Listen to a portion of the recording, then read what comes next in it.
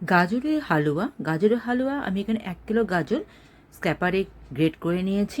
নেওয়ার পরে 1 কিলো গাজরের জন্য আমি নিয়েছি এখানে তোমাদের 300 থেকে 350 গ্রাম ঘি নিয়েছি।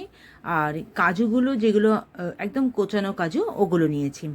নিয়ে এবার তেলের মধ্যে কিছু কাজু আমি এখানে ভেজে নিয়েছি। ভেজে নেওয়ার পর হালকা করে ভেজে নিয়ে ওই গাজরগুলোকে গ্রেট করা গাজরগুলোকে দিয়ে দিয়েছি।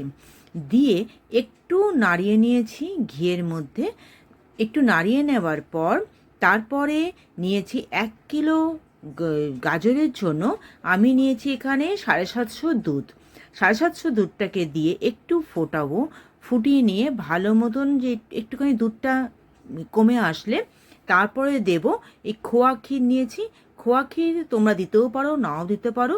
আমি এখানে আজকে দিয়েছি খোয়া ক্ষীর, একটুখানি দেব আর একটু সরিয়ে রাখবো, বলছি তারপরে সেটা কখন ইউজ করছি।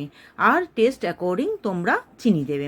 আমি চিনি কিন্তু এখানে গ্রেট করে ডাস্ট করে নিয়ে নিই, সরি, এখানে এমনি চিনিটাই দিয়েছি। এখানে করতে করতে চিনিটা গলে যাবে।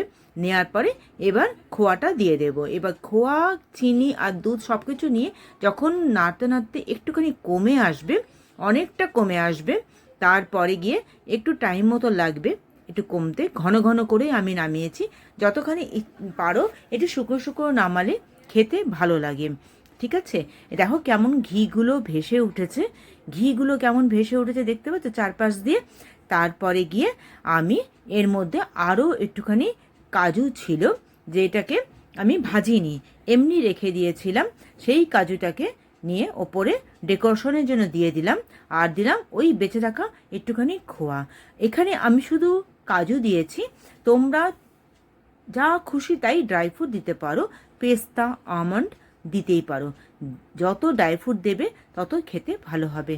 ঠিক আছে, নাও আমার রেডি হয়ে গেল গাজরের হালুয়া, সরি, গাজরের হালুয়া। তোমরা কে কীরকমভাবে রান্না করো আমাকে জানিও, তাহলে আমিও তোমাদের কাছ থেকে শিখতে পারবো। চলো, have a nice day, happy Makar Sankranti.